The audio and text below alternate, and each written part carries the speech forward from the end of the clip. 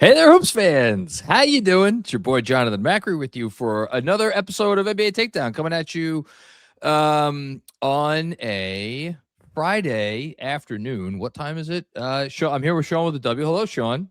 Hello, happy Friday. It is 2:04 p.m. Eastern Standard Time. What a time to be alive. What a time. How you feeling today? I feel good. Had a good workout at the gym. I usually just wear my gym outfit to the gym, which is usually shorts. What a And concept. well, no, I mean like Oh, I see where you're going with this. Yeah. I wear All right. shorts, Yeah. a t-shirt, Yeah. a shirt on over it, and a hoodie. Today I wore sweatpants because it was 5 degrees when I woke up this morning. And I don't remember the last time it's been this cold for this long in New York for a long time. I left, so I walk my daughter to the bus stop every morning, and it's 2 blocks, but not like city blocks. They're like two residential blocks, so not a long time. And we were both scrambling because I, of course, I'm trying to answer emails before that, and she's doing whatever nonsense she's doing, and so we both left without gloves, and she didn't even zip her jacket up, and she's holding her plays the clarinet, so she's holding her a folder with some music in it. Yeah. With one hand, and I'm holding her backpack, and we're both like halfway there, and she's like, "I can't hold my folder anymore."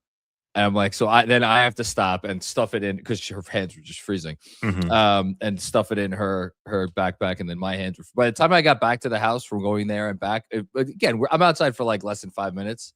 I needed to. I don't know. I need to take a warm shower. It was very disturbing. Yeah. God bless you, because we're lucky. Our Zach school bus pulls up right in front of our house. So we just stand at the door.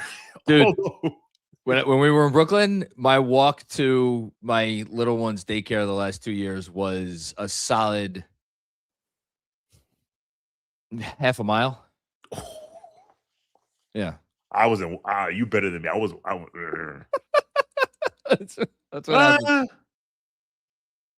There was no buses in Brooklyn, unfortunately. So funny, our last year in Philadelphia, so Zach spent 1 year in Philadelphia public schools. Okay. And his school was a 8-minute walk.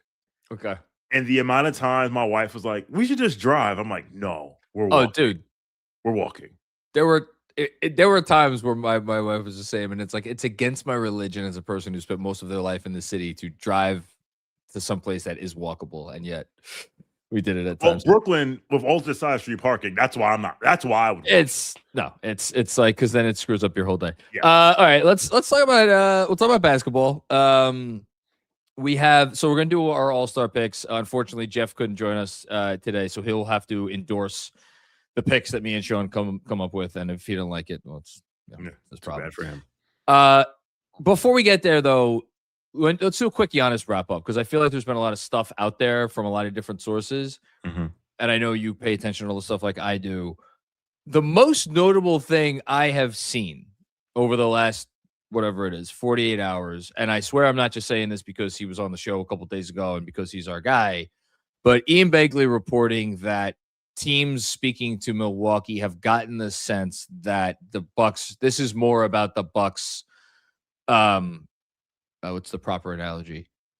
Digging out the foundation, or maybe the foundation is already dug, like laying the foundation before building the house, in that they're fielding offers. They want to know what's out there. Yeah. But they don't actually plan on trading this guy right now. Have you seen anything that has moved you more than that?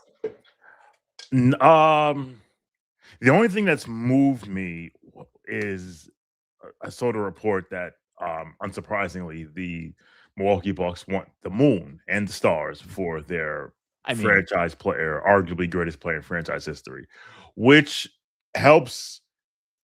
makes me feel better in my stance that Golden State is the most likely team if he is traded by the deadline. To your point, if he's not traded by the deadline, it's one, as I said on Monday's show, I think he's a Knick. But two, it would make more sense because, and shout out to, I was listening to Bill Simmons and Zach Lowe today. I missed that one, so you'll have to fill me in. Basically, he was like, he thinks it's happening this summer because in summer, not just the Knicks have more stuff, everyone has more stuff.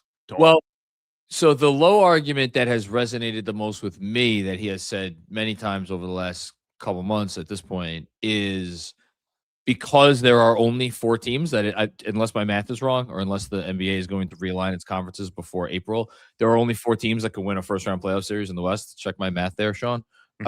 And some team is going to be maybe not apoplectic over the fact that they did not make it out of the first round, but very disappointed. And the team that I think, and again, all this comes down, all of this really, at the end of the day, we're having all these conversations. The one thing that we have not gotten any leak on, which maybe is interesting, maybe is just, I don't know, it's nothing, is what young players that are being bandied about the Bucks are actually fascinated by. Like, you know what I'd love to know? I'd love to know what the Bucks think of Alperen Sengun, who is going to come up in our All-Star conversation in a little bit. Because if the Rockets don't make it out of the first round, and right now I don't even know if they have home court, they're in a battle for home court. There's absolutely a world where the Rockets don't make it out of the first round. And if they don't, all of a sudden, a package built around, let's say, Sengun plus all of the picks that they have, like that might look super appealing. Maybe even Amen Thompson becomes a thing that they are willing to discuss. So I don't, we'll see. But like, that's the argument that moves me the most, which is that as of right now, there are doors that are closed off to Milwaukee that will open in the summer. So Houston currently is a game ahead of Minnesota for 4th place. Excuse me, half game ahead of Minnesota for 4th place. And to your point, they can absolutely lose a first round series to the Minnesota Timberwolves. Easily. So I didn't think about Houston. And when you said Houston and Sengun, it reminded me, I did see a report today, and granted, listen, these are reports. What do I say? The first rule of trade season in any sport is nobody knows anything. Yes. Apparently, Giannis wants to stay in the East. Oh, I missed that one. Okay, this is great. Yes, this is great. Now, again, smart man. Very smart man. So that puts a dent into the Golden State. Golden State. I would just want to know if Golden State has put everything on the table and did the Bucks say no?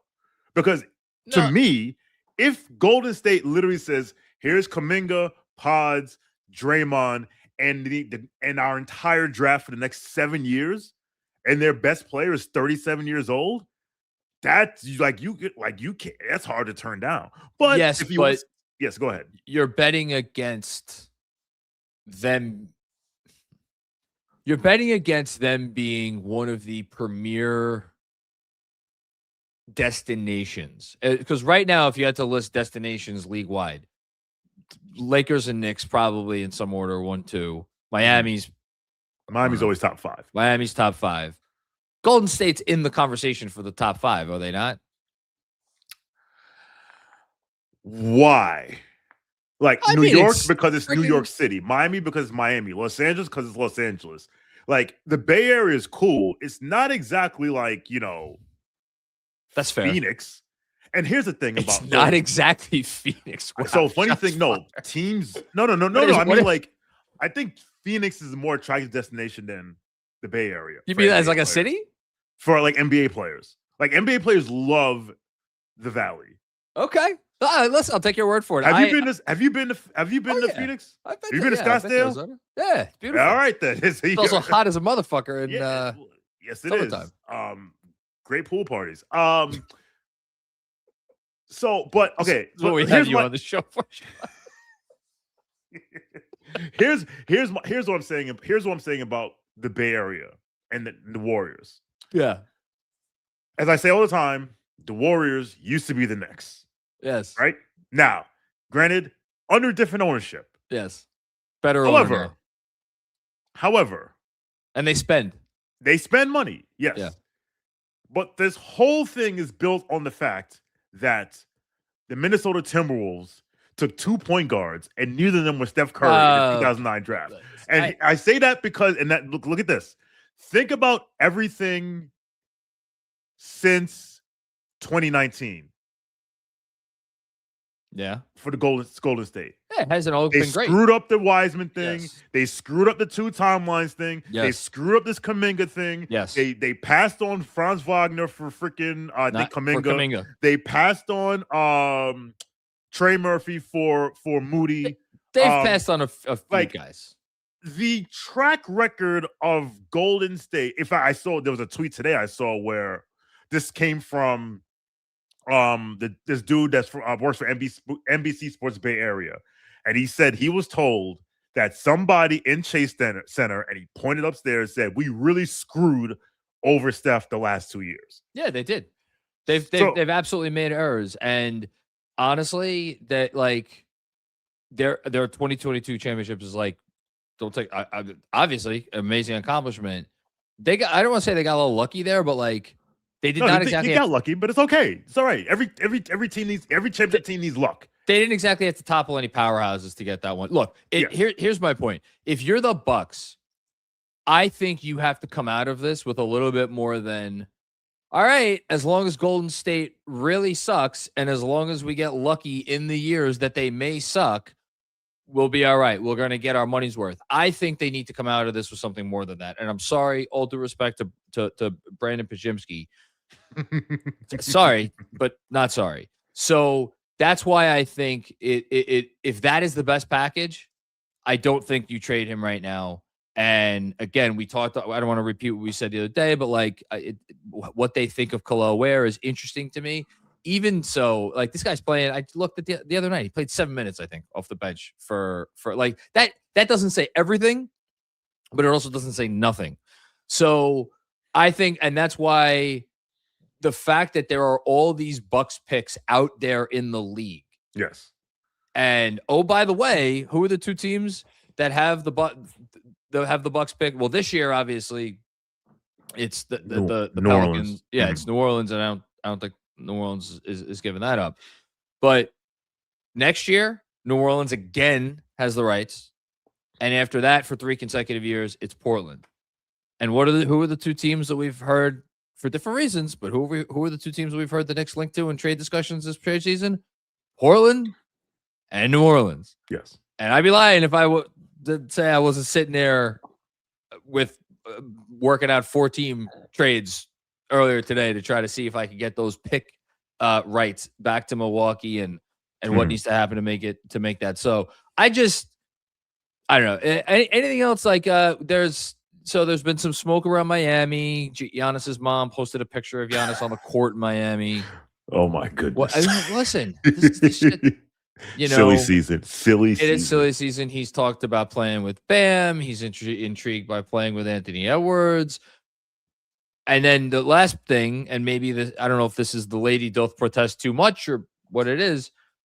There hasn't been a whole lot of reporting about how much he remains dead set on, interested in, yada, yada, yada, in playing in New York, other than I forget who reported, like, it is unclear, or maybe it was Mark Stein or Jake Fisher, one of those two who do a great job with the Steinline Substack. It is unclear how much Giannis still has the desire to make it, to make his home in New York as he did during the summer. That's the other thing. So I'm going to close the loop on the Golden State thing, and I'm going to tie it into what you said. The reason I poo-pooed all over Golden State a few minutes ago is more along the fact of like, I don't look at Golden State as the Lakers in terms of like people like, I want to go to the Bay Area and pay whatever, right? Like, and live there and whatever, right? So now, shout out to Tim Bontemps, who said this on the Hoop Collective. He said, listen, we love the picks, and we actually, no, it wasn't Bontemps. I think it was Windhorst, because Bontemps' thing was, which I agree with him, is listen, 7 years out, you never know who could be where. The fact that we're sitting here talking about New Orleans still getting a Bucks pick from a trade in 2021, here we are, right? Yeah. In 2020 actually, because it was before the season, right? And so with that said, at the same time, so the picks are valuable. At the same time, and if you're going to play the pick game, you're playing that game whether it's I hope Golden State stinks, or I hope Portland stinks, or I hope New York stinks, or I hope whatever. You're playing that game. However, to your point, picks matter. The player matters more. Yes. Oklahoma City is not Oklahoma City because of the picks. It's because they got SGA. Yes. Who's the best player available for all these teams that Milwaukee would actually want? Because they don't want Karl-Anthony Towns. Karl-Anthony Towns will get them to 38 wins, and they don't want to do that. How dare you, sir? How dare you? I demand you leave this stage. So, I mean, Miami's not trading Bam. Tyler Hero. Yeah, but honestly, hold on. Even if, let's say they wanted to trade Bam, let's say doesn't even do anything. Like at that, like is that really moving the needle for Milwaukee? No. Yeah. And Tyler Hero, hello. We saw the last time Miami tried to say, "Give us your superstar." Here's Tyler Hero. We saw that already. So, which is why, if it's about the player, if the player matters more, and we're talking about they should focus on who the player they should get, then the dark horse team is the team on the other side of the East River that has 10 tradable firsts and Michael Porter Jr. Because again, of all these teams, who has the player? You're talking about Michael Porter Jr. is the player? Of all the teams between hold on. Wait. Yeah. John. Between New York, Miami, Golden State, who's the other who's the fourth team? Like New York, Miami, Golden State, Minnesota. Okay. Who is the best young player that's realistically on the table of those four teams? I think Khalil Ware has the most upside. Upside, Sean. That's what it's all about if you're Milwaukee. It's all about the upside. It's all about the golden ticket. How many bites at that apple could we get? You're right. And like you said on Monday, how much does Milwaukee like Khalil Ware? Because on one hand, yes, we have no idea. We have tons of upside. On the other hand, Miami hates him, and Miami's pissed off at him. And more importantly, like if I'm the Bucks, I can say to my fan base, listen, we got all these picks, and we got this guy that is a borderline all-star, as opposed to, we got Khalil Ware. He gets 11 rebounds a game, and maybe he'll turn into. The fact that it's those two guys. It's Khalil Ware and Michael Porter Jr. This is why you wait. All the respect to Michael Porter Jr., he's going to come up in this All-Star conversation. Spoiler alert. Like he's whatever age he is, he has the back stuff, which I know hasn't reared its ugly head in a while, but like that's always going to be there. He makes a ton of money. Guess what? He's going to make a ton more money after the year he's having now. So all of a sudden, like we love Michael Porter Jr. How much are you going to like him when he's earning $50 million a year in 2 years? And I'm not being facetious. That's what the man's going to get. Which is why, again, if you're Milwaukee, unless somebody makes you an offer you can't refuse, which maybe they do, we'll see. It probably behooves them to wait for who knows what happens with Houston. I don't think that there's anything could happen with San Antonio in the playoffs that would have them do a 180 and be like, here, take Stephen Castle, or even honestly, for that matter, take Dylan Harper. If you get Dylan Harper, if you're Milwaukee, that's exciting. And the one other name I want to throw out, and again, this is because I was just I'm going way too far down these rabbit holes. There's a guy in Portland who was the third pick in the draft not that long ago and was very highly touted and has not played much basketball in years. And he is now entering his, correct me if I'm wrong, he's entering his extension eligibility summer. Yeah, it is, because this is his third season. And so Portland is trying to win, clearly. Yes. Where does Scoot Henderson fit in? I don't know. As a second draft guy, if you're the Bucks, imagine, would you value a bite at that apple? I don't know. But it's just it's a name that I'm looking at, and I was like, so again, we'll see what happens. I thought he was going to get traded to Miami as of a few days ago. I thought that was the likeliest outcome. Now I think the likeliest outcome is he stays put. Yeah, I don't like. It all comes down to if Golden State puts that Godfather offer on the table and I think make they already it have. Okay. Well, if you think they already have, I do, and he's not a Buck, and he's not a warrior, then that means either Giannis is like, I'm not signing an extension in Golden State, or the Bucks were like, the Bucks have sense, and they're like, I don't care I know what you think of Jonathan. They'll be like, I know what you think of Jonathan Kuminga because we watch basketball. Yeah. So get out of here. No, because guess what? guess what? That Warriors offer, it's going to be there in the summer. This is not none of these teams who are offering anything right now. None of these are going to be a take it or leave it situation. The only take it or leave it situation is if one of the teams offering stuff for Giannis right now wins the championship. Then maybe their offer goes off the table. But guess what? Probably not going to happen. Yeah, we'll see. All right, all-star picks. Here's how I want to do this. I'm going to go through. We're going to go through our locks. Mm-hmm. Let's do East first, then we'll do West. Go through locks first, and then we'll each say who we have rounding out our respective teams. I wonder. We have 14 total players we're going to name, and then we could do an injury replacement. And if we have an international versus a American thing, we could do that too. Mm-hmm. I wonder, out of the 14 All-Stars we're going to name, how many do you think we'll have in common?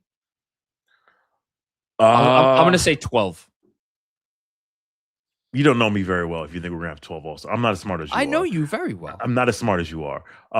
You're smarter. Please cut it out. I sat here and banged the table for Giannis to Atlanta on Monday, which I still kind of believe. But listen, the 2022, the Donovan Mitchell saga just reiterated to me. There's always a man in the rafters somewhere that comes out of nowhere, like Sting. And look, because who's on Cleveland coming? Anyway, I'll say 10. 10? Okay. Here are my East locks. Tell me if you disagree with any of these, or if you don't have any of these. Okay. Donovan Mitchell. Have him as a lock. Okay. Probably the lockiest player who is not named a starter. Scotty Barnes. I have him, but not as a lock. Interesting. Yeah. For your fourth place Toronto Raptors. Jalen Johnson. Lock. And Jalen Duren. Lock. Do you have any other locks? I have one more lock. Are you being a homer? Yes. He leads the league in rebounding. I don't give a He leads the league in rebounding. And in a down year for him offensively, he's getting 20. I want to go back and look. And we all hate him. No, he's only I don't hate him. I didn't say you, guilty conscience. I said we. Speaking of the lady, don't protest too much. The fact that this is a down year for him when he's averaging 20 and it leads the league in rebounding. Like, again, when I talk about people how value players on the teams, if he were doing this for I don't know, Cleveland, it would be like, look at this. All right. I had him. He's on my team. Cats. So we're talking about Karl-Anthony Towns. I had him on my team. I had him as maybe my 11th man, maybe my 12th man, somewhere in there. It was honestly not that big difference between him and the other two guys that I did not have as locks. You have Barnes on your team, so right now we're 5 for 5. Yes. Do you have any other locks? No. Cat was your only lock. Okay. Yeah. Who are your last two? This pains me because the nerd community has been trying to get him on this all-star team for 4 years. We have this. We have Derek White. I have him as well. And then who's your last all-star? My last all-star is Norm Powell. We're 7 for 7. Wow. We're the exact same 7. So for me, and let me know how you feel, the East was easier than the West for me. Because I had one honorable mention. Well, actually, 2 honorable mentions. I have. Do you want to do the East injury replacement now because Giannis is not going to play? Yes. My East injury replacement, and this pained me, and it's because I do value winning when it comes to this stuff. But I just looked at this guy's numbers, looked at the guy's impact on his team. Michael Porter Jr. is my East injury replacement. So okay. Do we think, all right, because of this new format, USA versus the world, do we think the East, it's going to be injury replacement for conference first. Mm-hmm. Then once that's all added up, then if there needs to be some finagling with, I need to add an American or add an international player, I'll do that later. And who picks the injury replacement? The commissioner. and who is going to pick the teams, pick the extra guys if the world has more players than the U.S. and vice versa. Okay, I didn't care about any of that. I'm just saying this is who I would. Yes, this is who I would pick. So who would you pick, Sean, with a W? Sean Hardy. As your East injury replacement. I would pick Pascal Siakam. Okay. It's either him or Porter. Here are the other names I wrote down. I picked Porter. I also wrote down Siakam. Ultimately, I couldn't go with Siakam for as much as he is impacting the Pacers, who stink, in a very positive way. His efficiency just isn't there this year. Usage is crazy high. He's doing everything for them. Yeah. But between the fact that they stink and he's not having an efficient season, whereas Porter Jr., the impact isn't quite on the level of Siakam, but he's just shooting the lights out of the ball. So that was the tiebreaker. I also wrote down Brandon Ingram. Also wrote down Bam Adebayo, Evan Mobley, and then more outskirts, Josh Giddey and Con Knippel. I think all of those guys at least deserve mention. I think Con Knippel deserves a shout. The funny thing is, I saw the inside guys release their reserves, and I saw all four of them had Ingram as like a locked reserve, and I was like, all four of them were like Brandon Ingram, and I'm like, maybe I dislike Brandon Ingram too much, but I just don't see it. I think that's aggressive. And I'm not putting two Raptors on this team. You know, if they did, look, we put two Knicks on the team. Look, the game didn't go the other way, but if that game went the other way, the other night, the Raptors would be ahead of the Knicks. The Knicks are the second best team in the Eastern Conference. No, yes. They're top two in the Eastern Conference. Have been all year. I don't care about a 10-day blip where they decide to hate each other and have fake meetings or whatever like that. Ingram is he's fine. Literally in the median for efficiency for wings in the league. He's the 50th percentile efficiency, 113.6 points per 100 shot attempts. Which is, again, it's fine. And he takes difficult shots. So like I want to respect that.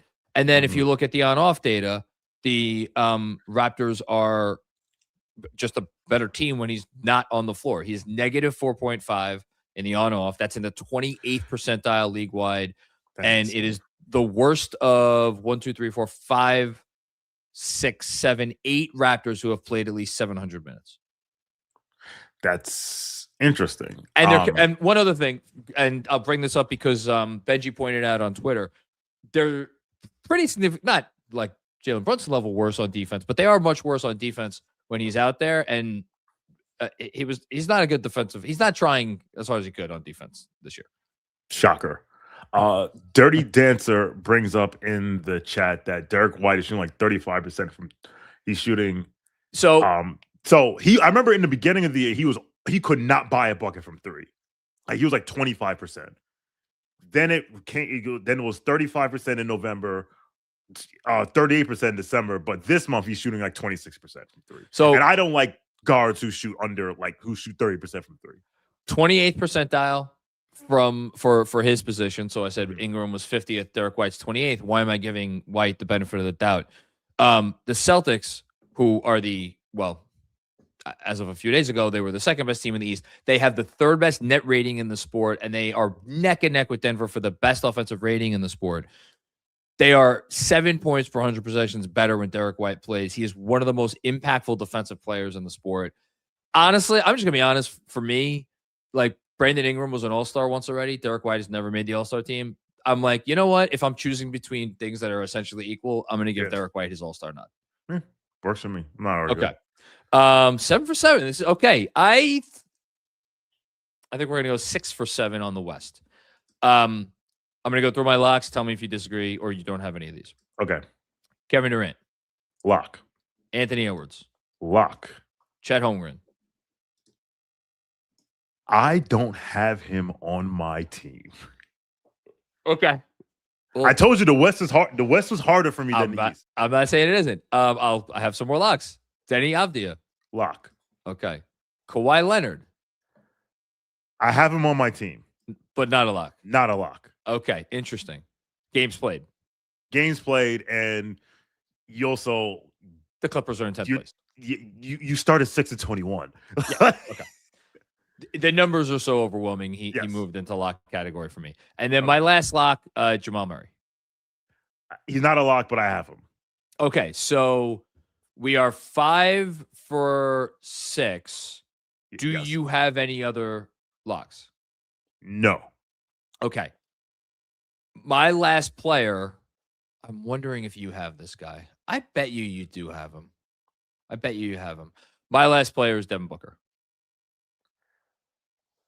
So You do not have Devin Booker. Okay. No. What? I have been going back and forth for the last spot between Devin Booker and somebody else. That means you have someone ahead of Booker that I don't have on my team. Who is that? Alperen Sengun. All right. So I'm just since we're pretty much there anyway. Mm-hmm. What based on my math, and I may have added wrong. I don't think I did. When I came out of it all said and done, I needed one more international player. The international player that I added was Alperen Sengun. I couldn't get there looking at individually. He's not having that efficient of a season. The Rockets have kind of backslid. They're worse when he's on the floor than when he's they're worse when he's on the floor than when he's off. I get it. He was like a top 5 MVP guy for me like a month and a half ago, and now he's like off. But so you felt strongly. Yeah, as much as the second half of the first half of the season matters, the first half of the first half season matters. It does. So it's like I said, I had a lot of trouble with the Western Conference. The advanced stats love Sengun, I will just say. Yeah, and because I think he's really like his blocks plus minus is really high. All of that stuff. Oh, they also all love Derek White for whatever it's worth. Yeah, well, that's why the nerds have been banging the table for him for years. So I had him as 6, and the last spot is between Booker and who? I'll give you a hint. It's not going to be. This is why I said like I'm surprised. Like you're. I'll give you a Randall? Hint. No, because Randall fell off a cliff. He did. He like I was like, oh, because when we had this conversation, he was like 50, 40, 90, and now he's like back to being Julius Randle from 3. The funniest thing in the world, if you go look at Minnesota's on-offs, is the Rudy Gobert they're like the best. It's like 12 points stingier on defense, but like 11 points worse on offense, and then it's the inverse for Randall. So it's not Randall. It's not Harden, I don't think, is it? No. Here's the hint. The hint is going to give it away. He plays on the same team as Devin Booker. Oh my God. So I was like, so I've seen the Brooks, the Dylan Brooks case over the last few days. And it made me think like, have I been living under a rock the last 2 months and I've missed some like burgeoning Dylan Brooks needs to be an all-star case that has been slowly burbling up in NBA Twitter? And I don't think I have. I think this is all pretty recent. It is. So shout out to my man Chris Barnett at Hoop Spaces on Twitter who hosted the show today. And full disclosure, during the show, I went into Twitter space today and I said, listen, you guys are going to help me build this team. Like, help me. I was like, let's workshop this together. It's okay to ask for help. I took all the names I had in there, and my last name was Booker. And Chris was like, "You should consider Dylan Brooks." And I was like, "Dylan Brooks? Like, yes, I know the cult. He helped the culture out, and da da da da." And then I realized, and maybe this makes me sound like a casual, that this motherfucker's averaging 21 points a game. And I'm like, wait, that's the part of the rock I felt like I was under. Like, yes, Dylan Brooks will have games where he goes 5 of 9 from 3. That happens, whatever, because they leave him open. But I was like, wow, he's really like, and when you think about it, like, yes, Jordan Ott as a coach has helped them. Devin Booker's always been a very good player. He's always been like a top 20 player. But like, who else is doing this? It ain't Grayson Allen. So I was like, it's this guy. Here's the thing. Devin Booker, higher usage, more efficiency, way more assists. He is the point guard. We had this conversation earlier this year. He is the point guard of that team. And then this is the thing that put me over the edge for Booker. Suns are they fall off a cliff when he is not on the floor on offense. They're plus 5.3 offensively with him, plus 5.8 overall. Outstanding number, top 20% in the league. I don't frankly know how this is as bad as it is, but according to Clean Glass, the Suns are 9.7 points per 100 possessions worse when Dillon Brooks plays. That is in the 11th percentile league wide. And oh, by the way, he has played 90 fewer minutes than Devin Booker this year. So all due respect to Dillon Brooks, I think it's cool that he's getting this like little late push. I don't think you can make him an all-star over. So thank you for that, because I'm always skeptical of the pushing the role player to be an all-star, like, you know, like the Derek Whites, the Josh Harts. White's been building up to this. But like 3 years ago, people were trying to tell me he was an all-star, and I was like, yeah, no one has ever suggested Dillon Brooks should be an all-star before this year. No, I agree. What I'm saying is I've always been hesitant to put dudes who are certified role players on the all-star team, because it's like, yes, you can be a star in your role. It doesn't mean you're an all-star. Yes. So I feel better. That's why I had them both. I feel fine. I'll not lose sleep over Booker. But the other reason is like, so I wrote down 5 other honorable mention names, and I was just like, man, you not having Chet on, I mean, his numbers aren't eye-popping. He is one of the best defensive players in the sport. And like, I know they're in a little bit of a slump now, but so they're not going 74-8. Yeah, they're still awesome. They are. He's super, super efficient. I think you rank efficiency more than I do. Oh, I absolutely, efficiency matters a lot to me. And I believe efficiency matters also. Do you put the ball in the basket, and then what else do you do? Which is where, it's like assist rate and defensive stuff comes in also. Yeah. I just think that like efficiency matters. Like I don't like but then again, like last night Michael Porter Jr. went 13 of 28 in his return to Detroit. But then again, you knew it was going up for him last night. Yeah.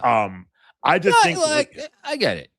So honestly, if I were going to take out Chet, if I were going to put in Chet, the player I'd take out will probably have been Leonard, simply because of games played. And again, yes, you've been amazing. Your team's been amazing the last month and change. However, you were absolute dog doo-doo for the first month, and that matters.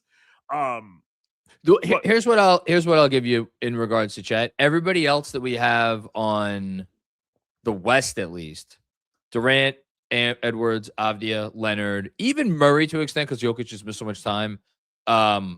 Booker, and if you have Şengün, those guys are all like engines for their teams in some form or fashion.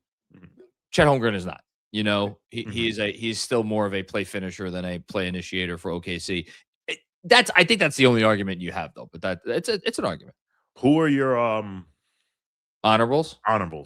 I wrote down Randall. I wrote down Harden. I wrote down Lauren Markkinen. I just couldn't get there. The Jazz are not good, and he's missing games. I wrote down Rudy Gobert. I didn't write his name down, but he crossed my mind. And then and this is every year for him. The advanced statistical case is the advanced statistics paint Jimmy Butler as like one of the 5 best players in the league every year. Yeah. And they do again this year. So I wrote him down as well. The crazy part is, if he doesn't tear his ACL, I think about it more. But then again, his ACL has cost him only 3 games. But yeah. So it's like, how can the ACL not dim his All-Star nomination if he's only missed 3 games? So I wrote down all those names you wrote down, and I also wrote down Keontae George. But again, Utah, you stink. But you stink, and it's just like, if you're not the best player on a team that has 17 wins, I almost looked up his stats this morning after the game he played last night. I almost looked up Cooper Flagg's stats this morning, but I'm like, no, it's not quite there. Awesome game though. It's crazy. Shout out to Dirty Dancer. It's crazy that we've been talking about this for about 25 minutes, and we have not mentioned the oldest player in the league, who is not going to make it and doesn't deserve to make it. But it's just interesting that we went from all-star starter to not even in the conversation in 1 year. I I would have to get through. Like, I'm trying to think. Is there like he's not even in the honorable mention of the honorable mentions. Like, there's no case for LeBron James. If his name was Joe Smith and he was putting up his exact same stats and on the same team, same role on the same team, Joe Smith's a bad example because he was an actual player. Whatever. Evan Smith. Yeah. He would not be in the conversation. So why should it be? Like, you know who should be more offended than LeBron James that we didn't talk about him just now? De'Aaron Fox. Who plays for the second best team in the West, having a really nice statistical season. Like, I'm pretty sure he's played more games for them than all of their other top players. So, like, why are we not like? But no one. He's not getting any All-Star consideration that I could see. No, and no one's going to be like, why isn't De'Aaron Fox? Because he's De'Aaron Fox. You know. But anyway, I gotta. Speaking of where we started the show, picking up my daughter from the bus. I have to go pick up my daughter from the bus. Last word, Shawn. Anything else before we get out of here? No, just listen, stay warm out there. I'm going to the Knicks game tonight. If they drag me out of my house in 5-degree weather and put up a stinker, I am going to be very upset. No Deuce, which is always Deuce is doubtful. We haven't gotten that confirmed yet. Even so, you're rolling. You got 4 straight. I know the trade winds are swirling. Go out there and beat this team by like 17 points, please. They should be able to. They should be able to. And Carl, I put you on the All-Star team. We both did. Get over it. Play basketball. Play basketball. Sulking will not change a thing. Play basketball. So shout out to whoever said this on Twitter that it's a shame that he didn't channel all this anger about almost being traded into like, all right, I'm going to challenge this to just kicking everyone's ass. Play basketball. That's all you can control. Control what you can control. If you can control being the best basketball player you can. Let's hope he starts controlling that in a positive way tonight with you in the stands. I hope you have a great time. Everybody out there, have a great weekend. Stay warm, and we will be back with more funny games before you know it. And if you're watching on Twitter, go follow us, subscribe on YouTube, NBA Takedown YouTube. More stuff going up there, putting up lots of shorts, different stuff. So yeah, catch y'all soon. Peace out.